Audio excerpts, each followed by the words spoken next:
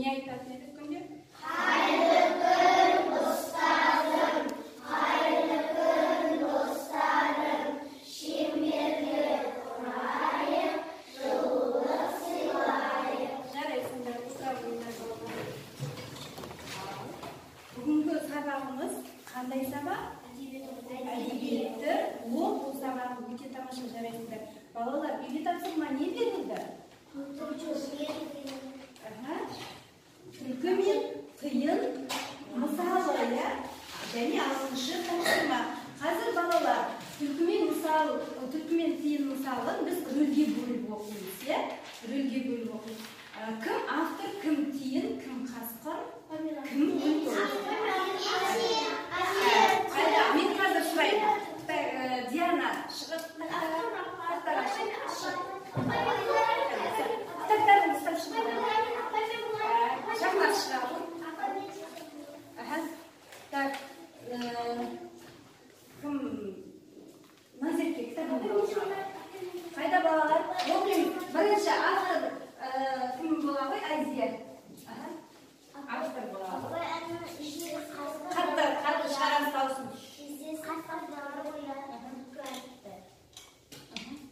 Түлкі бола ғой. Сен алып 99 айлам бар, сенің жайың қиын-ау. Тиын айтты. Тиын бола ғой. Жайды аңға жалғыз ғана айлам бар. Сен сияқты тың ерке емеспін мен тайрамда. Олар сөйтіп тұрғанда қасқыр жетті ол маңға. Тиын талға өрмелеп. Тиынны өрмелеп қашан қысқан екен? Қашып кеткен ғой. Осы, сосын тиын қашып кетті. Сосын не істеді? Қалды. Тырбаңда. Қасқыр кімді жеп қояды? Түлкіні жеп қояды. Түлкіні жеп қояды, жоқ, жалғастыр. 99 айлалы түлкі бірден жайрады. Бір айласы тиынның болып шықты пайдалы. Жарайсыңдар, отыра қойыңдар. Екінші, сен автор боламын, шық бері. Сен қасқыр. Жоқ, сен түлкі, сен тиын боласың. Қане, кеттім. Кездесіп қап қиырда түлкі айтты. Тиын-ау, 99 айлам бар, сенің жайың қиын-ау. Тиын айтты. Қайда аңға жалғыз ғана айлам бар. Мен сен сияқты тың ерке емеспін. Мен тайрамда. Олар сөйтіп тұрғанда қасқыр жетті бұл маңға. Тиын талға өрмелеп. Қайда тиын қашып кетеміз? Қашып кет. Түлкі қалды тырбаңда. Қасқыр. 99 айлалы түлкі бірден жайрады. Бір айлалы тиынның болып шықты пайдалы. Жарайсыңдар. Не балалар, қазір енді тақтаға қараймыз. Тақтада берілген сөз жұмбақтар бар. Осы сөз жұмбақтардың ішінен мағыналы бір сөзді табуымыз керек. Қане қолымызды көтеріп, шақырасыз. Табиғат келді. Кел. Қайда табиғатты тауып керек ғой? Ручкамен жүрміз. Мен ойын жетіп тұрма. Мынаны түсірейін. Жақсы. Қайда табиғатты көрсете ғой? Азамат, таптың ба Азамат? Қандай сөз таптың? Тұр. Найзағай. Көрсет. Найзағай. Қане қол. Жарайсың. Қане қолын таптыр. Жарайсың. Сыйы. Қайда? Қай жерде? Тосын сыйы. Тосын. Апай тосын. Ой, мен еттім. Енді жарайсың. Тосын шағы шақырттым. Бар, отырсын. Фариза шығын. Фариза орнына отыра. Көрсет, қай жерде? Қай жерде? Сыйы ма? Тосын деп тұрсың ба? Жарайсың. Міне, демек балалар, бүгінгі тақырыбымыз қандай екен? Табиғаттың тосын сыйы. Оның ішінде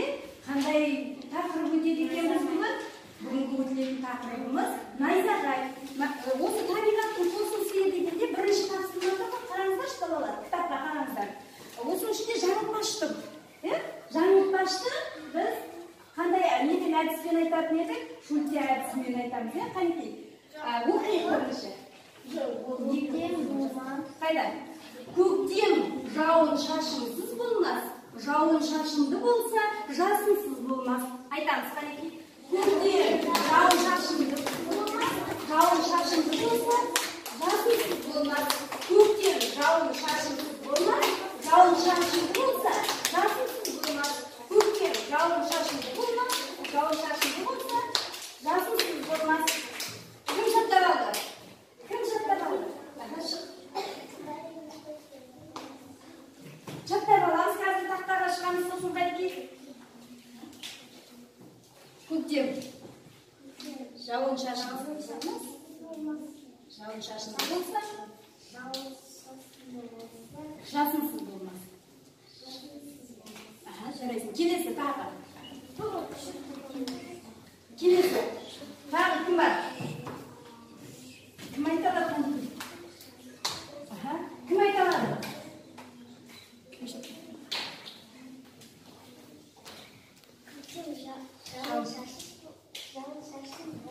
Болмас. Жауын шашынды болса, жасынсыз болмас. Көктем жауын шашынсыз болмас.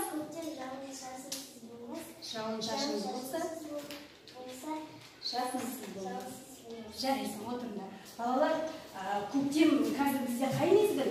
Көктем мезгілі. Көктемде бізде қандай өзгерістер болады көбіне? Күн жылы, ағаштар өсіп жарады. Және бізде тез-тезден не жауып тұрады бізде? Жаңбыр жауып тұрады, жаңбырлар жауып тұрады. Демек, балалар, бүгінгі өтілетін тақырыбымызда осыған байланысты екен. Енді қараңыздар, кітабымызды ашып осы найзағай шығармасын оқимыз. Енді мен бірінші жүргізіп оқып берем, қалғанымыз қолымызды күндегі әдетімізше қойып отырайық. Әне, ұстадық та бәріміз? Әне, Азамат, мен көрмей тұрмын Азаматтың ұстағанын. Кеттік. Найзағай жазғы демалыс кезі. Біз жүгерінің арам шөбін отап жүредік. Күн күйіп тұрған. Түске тұрмай, аспанда қара бұлт пайда болды да, ұлғая аспанды түгел жайлап алды. Дала күңгірттеніп түнеге түсті. Түсті де жаңбыр құйып кетті. Қос едәуір жерде еді. Жұрт паналар жер таппаған соң кетпен күректерін төбелеріне тосты. Төңкерілген көп кетпен жыпырлап тұр. Найзағай жарқылдап, шатыр-шұтыр күн күркірегенде металдың жай тартатыны есіне түсе кетті. Қашыңдар деп айқай салдым. Кетпенді тастап қашыңдар деп дауыстады. Болады да менің ойымды түсінгендей. Кенет шыққан ащы дауыстан шошып қалған жұрт кетпен күректерін лақтырып қосқа қарай қашты. Демде ұзап кетті. Көп кешікпей жаздың жылы жаңбыры басылды да лезде аспан шайдай ашылып, бұлт арасынан жарқырап күн шыға келді. Қайтып орнымызға келсек, әлгі жерге жасын түсті. Кетпен күректердің кейбіреулерін жапырып, кейбірін кесіп, жерге сіңіп кетіпті. Бұл көріністен жаны түршіккен қарттар: ойпырмай-ай, осы жерде тұра берсек не болар еді? Білгендеріңнен, оқығандарыңнан айналайын, өркендерің өссін деп Болат екеумізге алғыс айтты. Ал, балалар, бұдан не түсіндік? Әңгіме не туралы?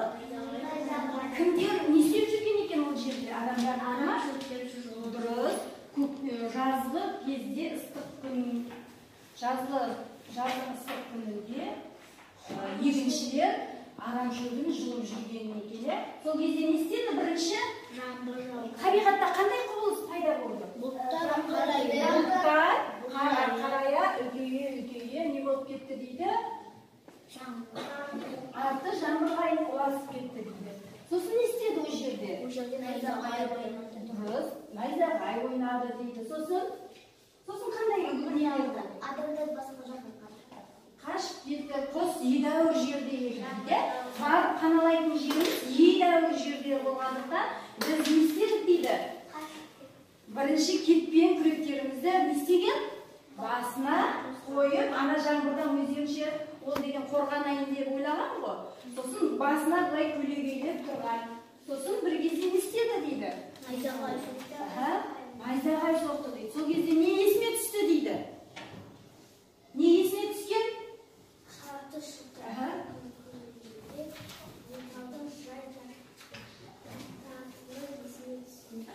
Металдың жай тартатыны есіне түскен екен. Шатыр-шұтыр деп табиғаттың құбылысы өзі білесіздер ғой, жаңбыр жауғанда қандай болады. Олай шатыр-шұтыр етіп қатты дыбыстар алған кезде металдың жай тартатыны есіне түсіп кеткен. Сосын не деп айқайлаған? Қашыңдар деп айқайлаған. Сосын бәрі дұрыс айтасыңдар. Бәрі кетпендеріңді тастап қашыңдар деген. Не үшін олай айтты деп ойлайсыңдар?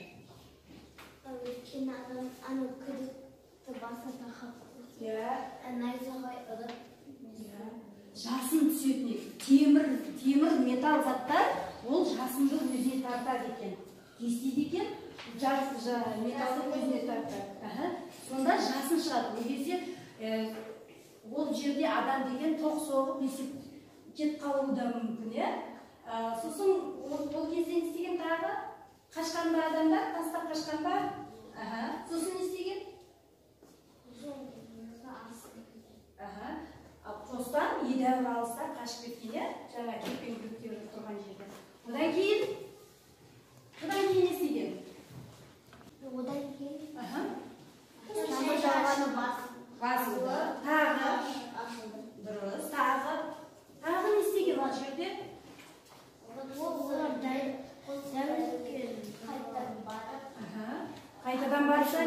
Қайтадан барса орнында не қалған? Кетпен күректеріне не істеген? Найзағай түсіп, жапырылып қалған екен. Тесіп болып қалған. Ал сосын ол жерде қандай әңгіме айтты? Кім айтты? Ол жерде кім сөйледі? Ақсақал сөйледі. Не деп сөйледі? Өркендерің өссін, білгендеріңнен айналайын дейді. Жарайсыңдар енді. Енді мына жерде бізде белгілі сөздер бар екен. Бізге таныс емес, бейтаныс сөздер бар екен. Қос, ол деген өмірде шаруашылықта уақытша пайдаланатын баспана. Қос деген. Енді кетпен дегеніміз, ол шаруашылықта, тұрмыста қолданылатын еңбек құралы екен. Осыны бүгінгі күн жағын жазып, дәптерімізге жазып алайық. Бүгінгі күн жағын жазыңдар.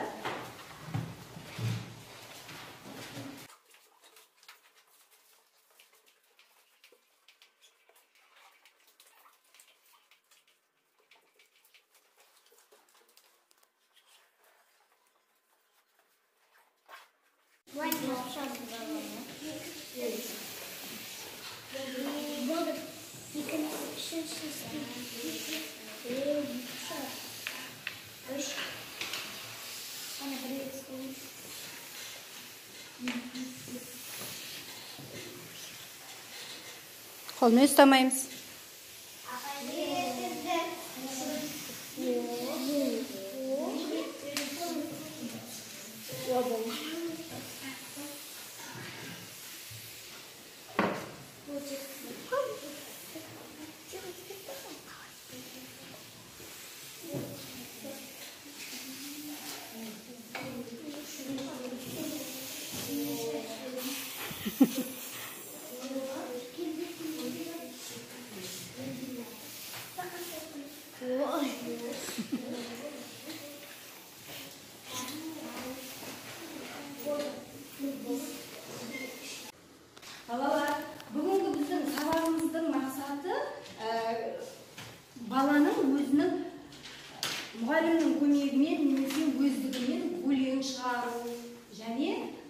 жаңылтпаштар жазуға болады деген осындай бір мақсатымыз бар екен. Осы мақсатымызға сай 4 топ бөлініп, осы мына аяқталмаған нелер бар, сөздер бар, сол сөздерді жалғастырып жазамыз. Келе қойыңыздар 4 топ. Мына алдыға кел, оқығаныңыздар. Сендер екі топ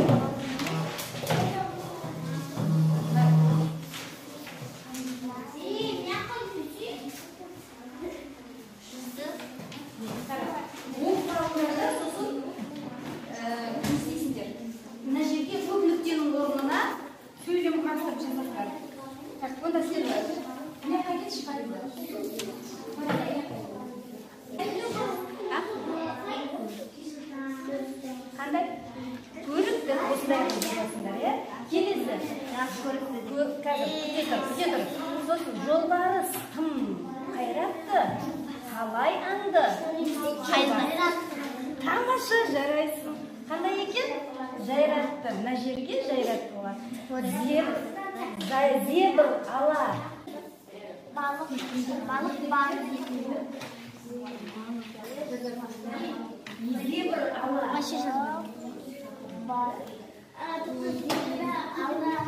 Не болады?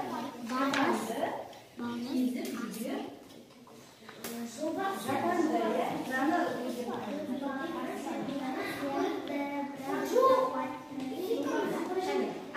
су астында өте тамаша балықтар бар ма? Балықтар. Неше түрлі балық бар, шошқа, тамаша. Аң патшасы арыстан, тамаша, баңсы жеткен алыстан. Барыс қандай аң? Қандай аң? Неге ұқсайды соны? Неге ұқсайды? Үй жануарына ұқсайды ғой, бір үй жануарына. Барыс не сияқты? Келесі.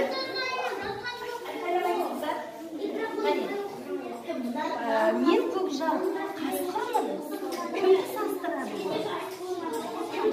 Адамды састырады. Қандай адамды? Не баққан адамды? Шопан састырды. Еді, аш болса, ауылды торимын, қасқыр болды. Қасқыр туралы айтады. Қасқыр туралы айтады. Қасқырлар не дейді? Аш болса не істеймін дейді? Торимын. Ауылды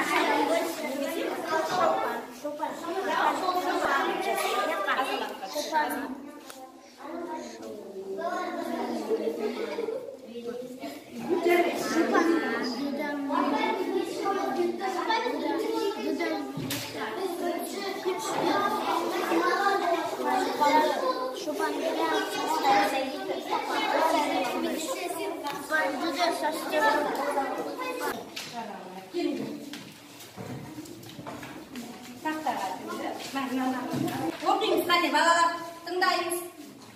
Бірінші қатарлықны оқиық, қане. Еркелетші елдікті, елік ашты көдікті. Жолбарыстың қайратты, талай аңды жайратты. Кейдер жүріп шапанды, зебір ала шапанды, кейдер жүріп шабанды. Жапанды, е? Ит қауын Хайуанның жақсысы. Боранның жақсысы. Сақшысы. Жарайсыңдар. Қандай сөздерді қойдыңдар сендер? Өздерің ойларыңа. Көрікті, шапанды, сақшысы. Жарайсыңдар. Қане бірінші қатарға.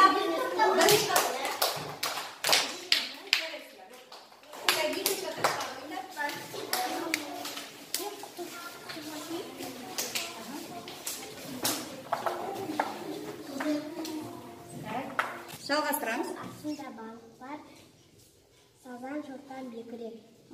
Келесі. Тағы қандай сөз қойдыңдар? Оқыңдар.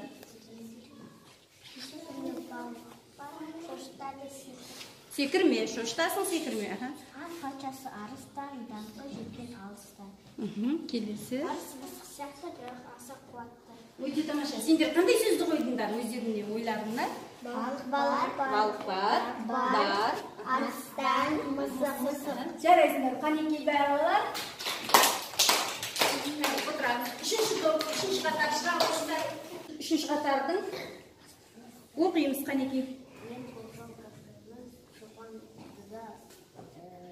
Састардың. Қатты дауысты шығарамыз, е, Азамат? Аш болсам да ұлыңмын, ауылды да толымын. Келесі. Піл дегеннен Орасан.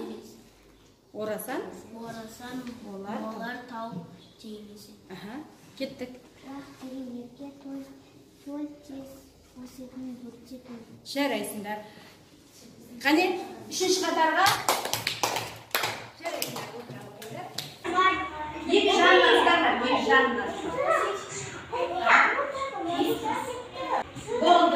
Болды. Енді келесі.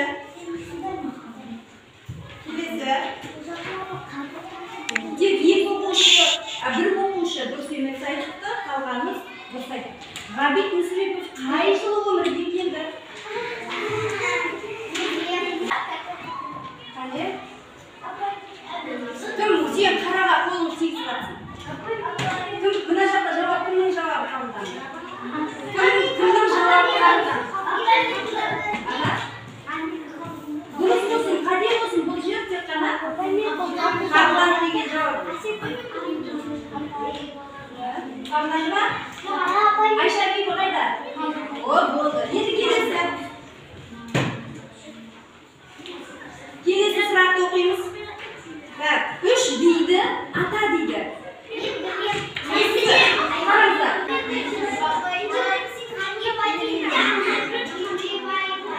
Қараға қолдарын тигізбейді. Жарайсыздар. Енді келесі тестті қараймыз. Түйенің төлін ата. Үндемейміз. Дұрыс жауапты көтереміз жоғарыға. Қайда дұрыс жауапты жоғары көтереміз. Кімдікі қабылданбады?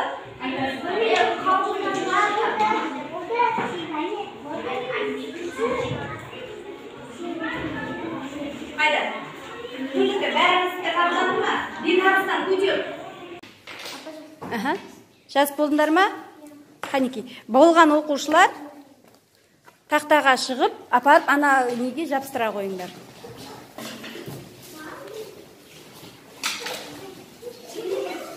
Жүгірмейміз, жайлап.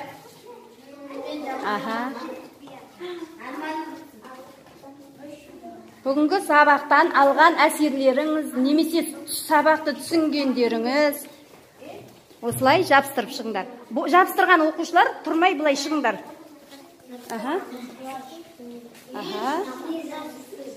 Так, жарайсыңдар, орташа түсінікті. Жарайсыңдар.